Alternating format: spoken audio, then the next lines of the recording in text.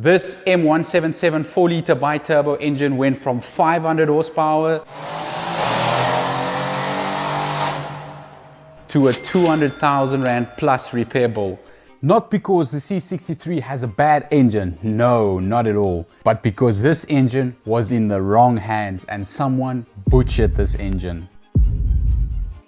So today we're gonna fully rebuild this engine, getting this car back on the road so that this beast can breathe fire again.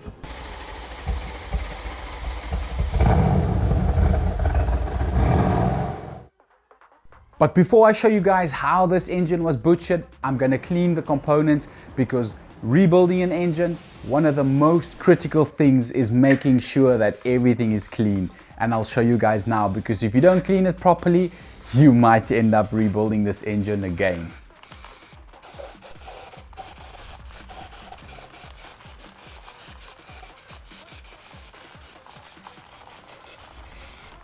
I know brake cleaner was designed to clean brakes, but I prefer to use it to clean the engine, because the nice thing about brake cleaner is whatever dirt is trapped in there, it breaks down the oil, the dirt comes out, and everything dries up and it's clean. And once I've cleaned everything, now you guys can see why I cleaned it. Just look at all these tiny little metal particles. And if these little metal particles get pumped into our new fresh bearings, they can run again, and we're gonna have to strip this engine again.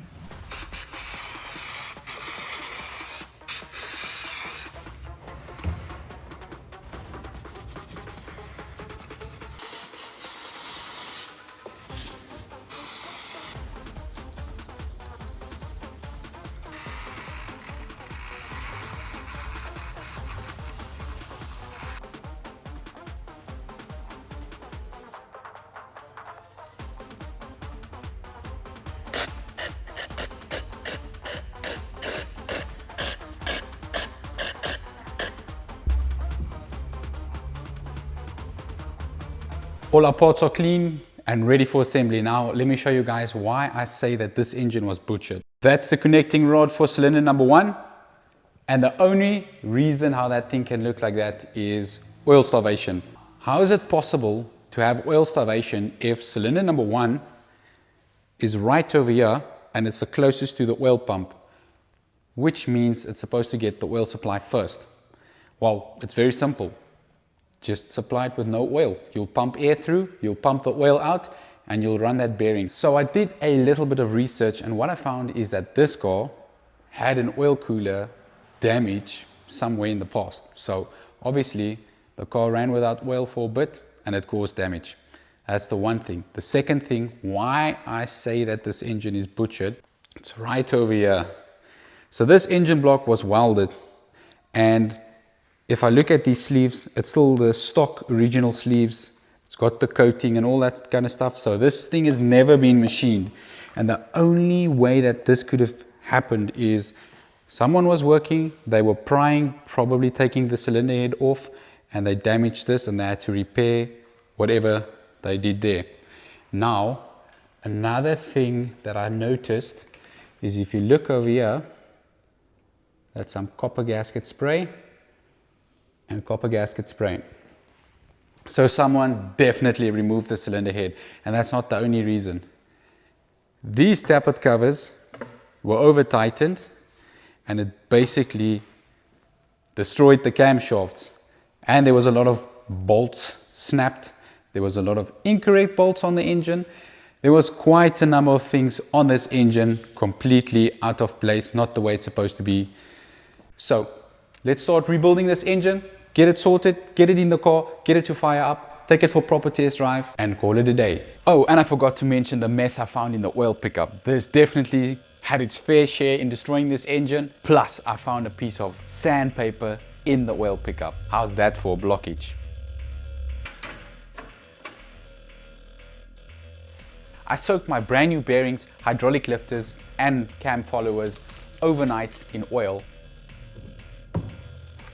But the hydraulic lifters and the rockers actually soaked for a good couple of weeks, and you will find out why.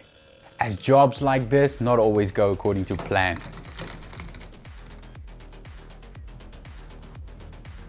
And after measuring all my engine bolts, making sure that they are within manufacturer specifications, we can finally start rebuilding this engine. And the first components going into this engine is our oil spray nozzles. And their purpose is to lubricate and cool down the pistons. Torque setting on these bolts are 20 Newton meters.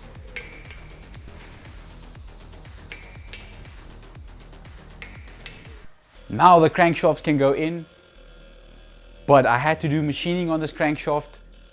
I've got specially made bearings for this engine, so now I need to make sure these bearings are squeaky clean so I can fit them, and we're gonna have to check oil clearance to make sure that the machining was done correctly. And oil clearance is a void between the crankshaft and the bearing, and I'll show you how to check it. It's very simple and it's very important. Once all the bearings are clean, I fit them dry. And once I'm happy with the alignment of the bearings, I drop the crankshaft in without moving the crankshaft. I take a string called a plastic gauge, I cut off little pieces, I pack them out on the crankshaft, and when I fit the main bearing caps, I'm very careful making sure that I don't knock these plastic gauges off, and then I torque them to specification, which is 20 Newton meters with a 90-degree angle for the top bolts, and the side bolts is 25 Newton meters with a 90-degree angle. How a plastic gauge works is the smaller the oil clearance, the more these little green strips get squashed. All the bolts torque to spec. So now I'm going to remove all the caps. Those little green plastic gauges are all squashed. And then we're going to use this to check the oil clearance to make sure that it's perfect. If it's good, we can continue. I'm very happy with that reading. We're spot on in the middle, and I've checked it right through the bank. Everything looks good. Now we can clean it off, get some oil on there, and get this thing assembled. And after cleaning off the plastic gauges, it's basically just a repeat. But this time, we're adding oil to make sure that there's lubrication upon startup.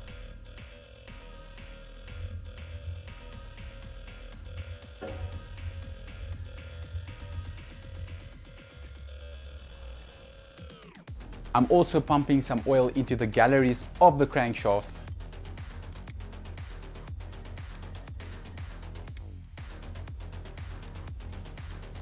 And once everything is lubricated, I can get these bearing caps back in, torque them, top bolts, 20 Newton meters with a 90-degree angle, and the side bolts, 25 Newtons with a 90-degree angle.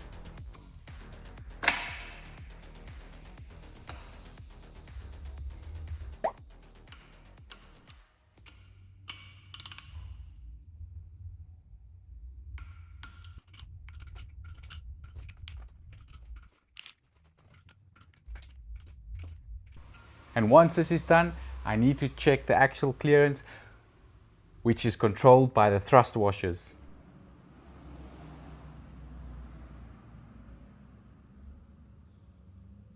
And once that's in specification, I can call that a job done, and we can move over to the rods and the pistons. And that's where things will get a little bit interesting. Crankshaft's looking good. Next up, rods and pistons. The connecting rods and pistons. So it was quite clear that the connecting rod on cylinder number 1 was destroyed and we have to replace it. So I went ahead, I checked the sleeves and all the other connecting rods. And after checking them, giving myself the green light, I started assembling this engine. Making sure that the ring gaps are perfectly aligned, squeezing them with the ring squeezer and sliding the pistons into the engine block.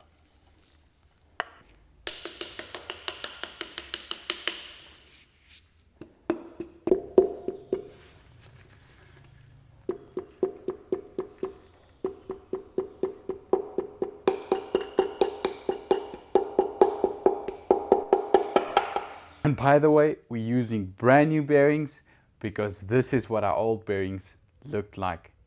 So I had to machine the crank and get bearings specially made for this engine. Checking my oil clearance exactly the same way as what I did on the crankshaft. Oil clearance on number 1 and number 5 is looking good. Now I must just clean it up, get some oil in there, re-torque them, and then tackle the rest. So I've grouped them 1 and 5, 2 and 6, 3 and 7, 4 and 8, because they share the same journal on the crankshaft. 1 journal down, 3 more to go. Let's tackle them and continue with the rest. After cylinder number 1 and 5 was done, I moved from the front to the back of the engine, full steam ahead. Now it's not only the oil clearance that's important on the connecting rods, there's another measurement that's very important. And oh boy, when I got to cylinder number 3 and cylinder number 7, that measurement was gone. Let me show you guys what I'm talking about. Got everything installed, but we ran into our first issue. Let me show you guys what I'm talking about. If you look over here, that's normal. The rod should wiggle like that. But if we go to this one, cylinder 3 and 7, there's nothing. This thing is solid. And then 4 and 8, they can also wiggle. And finding the problem was quite easy. It turns out we had a slightly bent con rod on cylinder number 7, but finding the solution for that problem, wow, that took a lot of time. I ordered a replacement con rod from Poland. It got missing somewhere. I paid extra for fast shipping. It was gone. Then I had to order one from Germany, from the main dealer. Eventually, the one from the main dealer arrived and they shipped a new one. So now I'm sitting with 2 con rods. There's our con rod from the main dealer, and here's our one that came from Poland. I've lost a lot of time on this engine. More than a month has passed. What a story just to get a connecting rod. So let's get this engine built. Let's hurry up. Let's get this thing sorted and let's get this engine in the car. And finally, after receiving my new connecting rod, I could just check and make sure that the length is correct.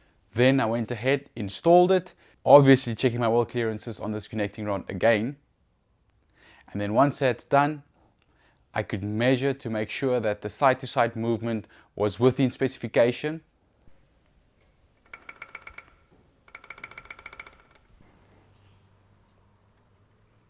And that is a job done. Smooth as silk. Now I always say, once this section of the engine build's done, it's pretty basic downhill from here. This is the most important measurements. That's very important. Oil clearances, very critical. But once this is done, smooth sailing. So let's get the timing chains in so we can start slapping the cylinder heads on, get the rest of the components onto this engine, and then we are done. Oh, still a long way to go, but let's make it quick. Getting the timing chain and sliding rails in is pretty easy. The metal pins that goes through the front of the engine block basically helps me allocating each sliding rail to where they're supposed to be. And then all I need to do is I need to make sure that the part numbers on the front of the sliding rails faces towards the front of the engine. First item to go in is the 2 idler gears that basically connects the 3 timing chains together. And once that's done, I can drop the timing chains in and start fitting the sliding rails. Fitting all the sliding rails. And once I'm happy with the location of all the components, I can then finally tap all these pins into the cylinder head, making sure that they're secured and that they are sealed properly. Timing chain section sorted. Now we can get the new head gaskets on, cylinder heads on. And then we can get the final sliding rails in that holds the chain in place, and the pins that goes through the cylinder heads, get them in there as well. Flip the engine over, get the oil pump fitted. I'm making sure that the sealing surfaces between the engine block and the cylinder head is clean, as this is very critical. Luckily no skimming was required on either of these surfaces, as I had them checked out by my engineers, and they gave me the green light on the surfaces. And once everything is clean, it's time for us to get the brand new head gasket onto the engine block. Always be careful when you're installing a cylinder head to not kink or damage your head gasket. as this will cause quite some trouble for you in the future. You might end up with a leaking head gasket, meaning that you're going to have to strip the engine again. I'm making sure that my head bolts are lubricated before installation. I've also measured these head bolts, so they are also within specification. And now we can start entering the bolts. The plan is just to gently tighten this head gasket so that I can move over to the other side of the engine block, basically do exactly the same thing, all the cleaning and checking, getting that head gasket fitted to the engine block, and then getting that head also gently bolted down, and then I can start with the torquing procedure.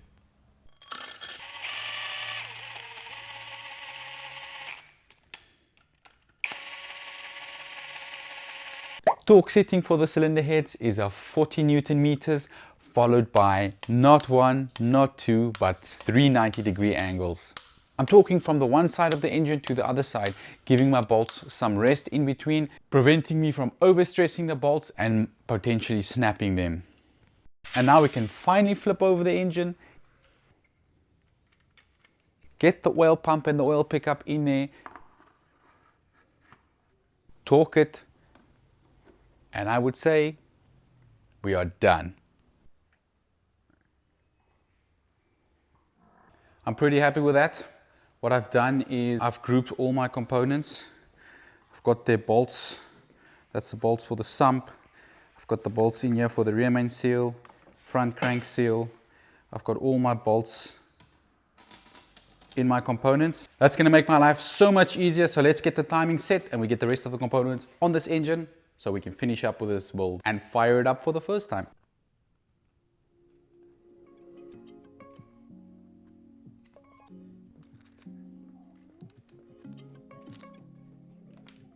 And finally, after multiple weeks in the oil, the hydraulic lifters and rockers finally made it into the engine. So the engine timing is pretty basic. How I see this engine is because we're running two separate timing chains. This is a 4-cylinder that we're setting, and that's another 4-cylinder that we're setting. It's not sharing a chain, it's only sharing the bottom chain. There's no timing on the bottom chain. So we can set this side, check it, move over to this side, set it and check it, and then we're done. Now, you need a special tool. I brought a special tool. Unfortunately, I brought the wrong tool. So I'm gonna have to set this timing without the special tool. But I've done it many times before, so it's nothing major. I'll explain it to you guys so that if you have to do this timing and you don't have a tool, you can also do the timing. But if you have a tool, it's a lot easier. Still easy without the tool. It just takes a little bit extra time. So let's get that engine timing sorted. You need a locking pin that goes through the crank pulley and then it goes into the front cover. Now this is an 8mm hole. So there I've got an 8mm drill bit. Perfect. That locks it in place at the bottom. Then you need to make sure when you install the camshafts that your part numbers are facing upwards. And then this is set at 90 degrees. 90 degrees with the tappet cover. So we're going to have to make sure that this points upwards and upwards when it's locked at the bottom. So you've got your timing chain and your sprockets. This is our new sprockets. We're going to have to replace our sprockets because these ones are faulty.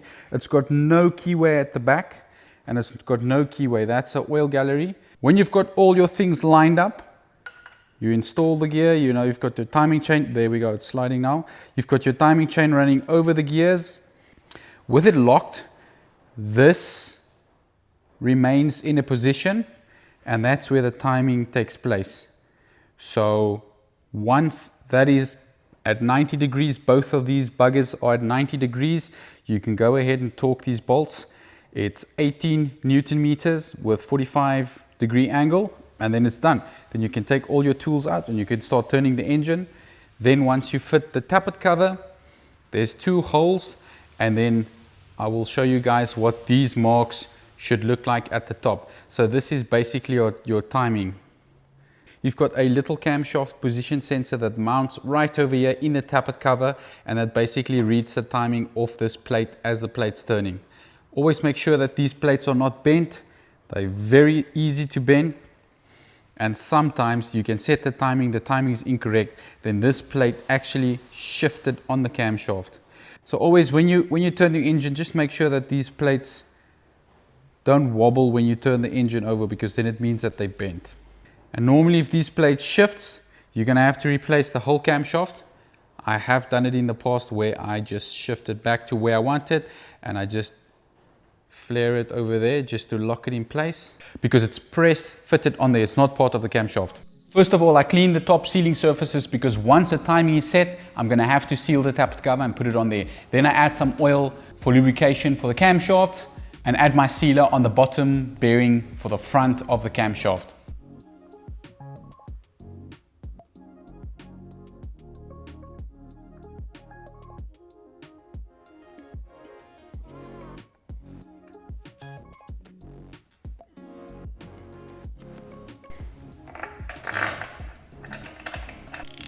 Then I get my crank pulley fitted so I can put my locking pin in there, so that we know that the timing on the crankshaft is correct.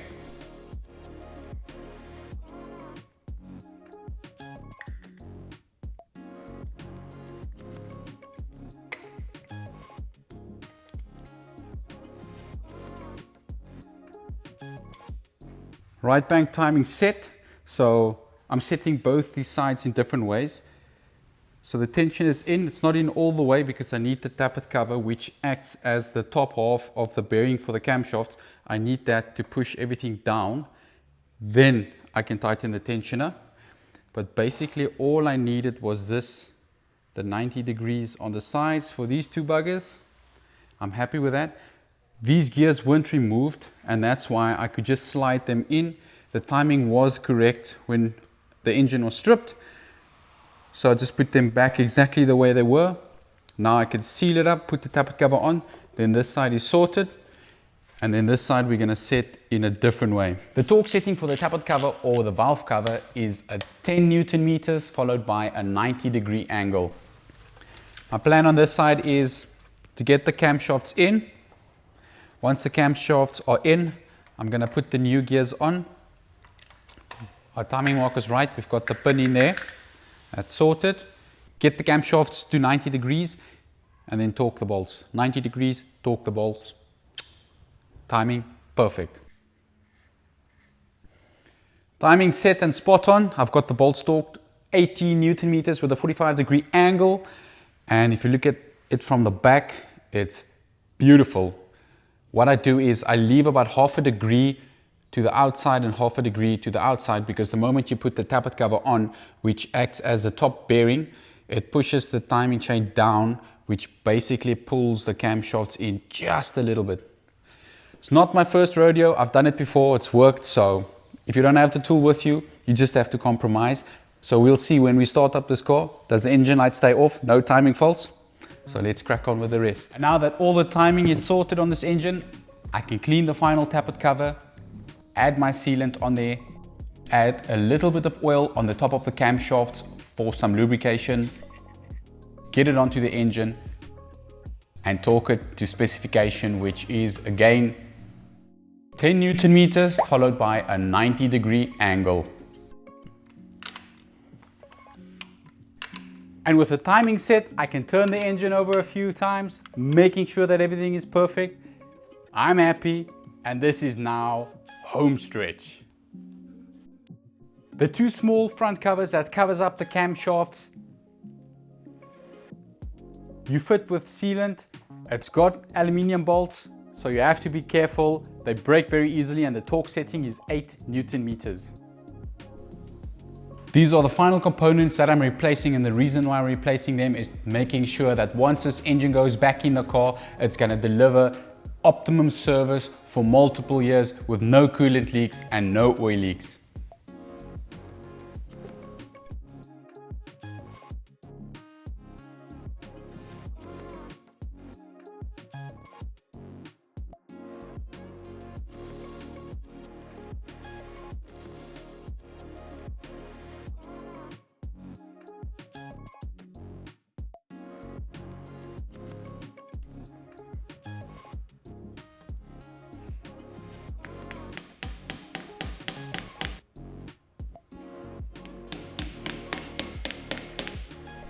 I always like to throw a bit of oil through the oil pickup, turning the engine over, making sure that the oil pump is primed so that when it comes to startup, we don't have air pumping through the galleries.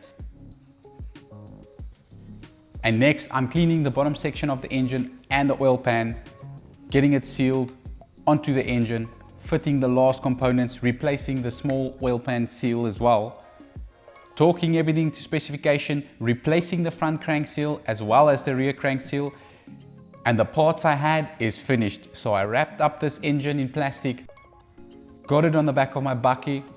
It's not a bakkie, it's a Hilux, and sent it off to the workshop for the boys to finish up the job so that I can crack on with another project. All they had to do was to finish off this puzzle, getting the turbochargers on there, wiring harness, and every other little piece that makes this engine a fully operational 500 horsepower monster. Engine fully assembled, nice and clean. Now she's ready to go back where she belongs. So let's get this engine installed. We dropped the engine into the car, got the gearbox in, turned the engine over, making sure that the oil system is primed. And then, well, I think we are there. It's time to see if this engine is going to work. Engine's back in, we've turned it over.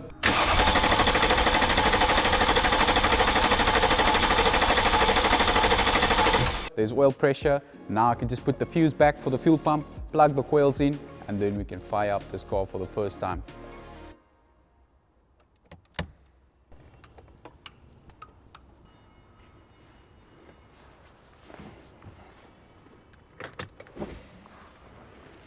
Here we go.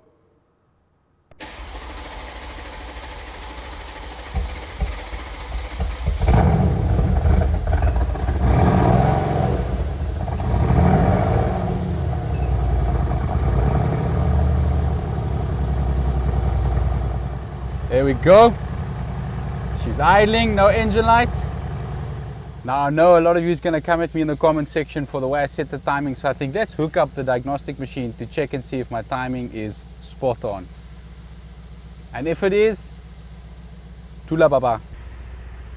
I ran a diagnostic, we've got a fault code, but it's for the exhaust flap, so timing looks good. But actually if you rev the car, you can hear that exhaust flap at the back there.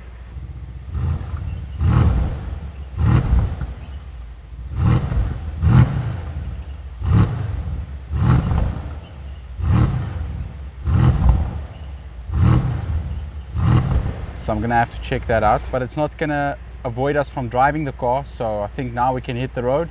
I've checked all the fluid levels, I'm happy with everything. And just like that,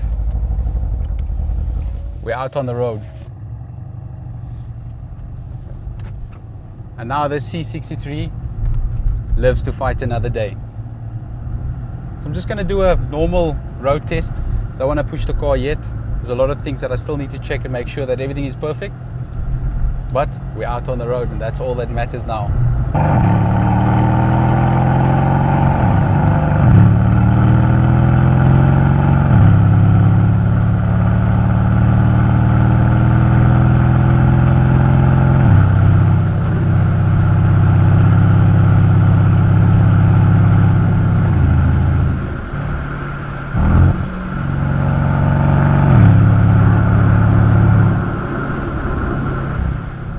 The C63's got some torque. Even at 2,500 RPM you can go fast. Doesn't mean if you can't rev high you can't go fast. If there's a corner, you can hit the corner. So there's a lot of different theories of running an engine in. Some say 1,000 kilometers, others say no, you don't have to. Others run cars in on a dyno. What I do, I don't have a dyno to run the car in on a dyno. So what I normally do is I take it easy. I would say 2,500, 3,000 RPM for about 200 kilometers, maybe 300.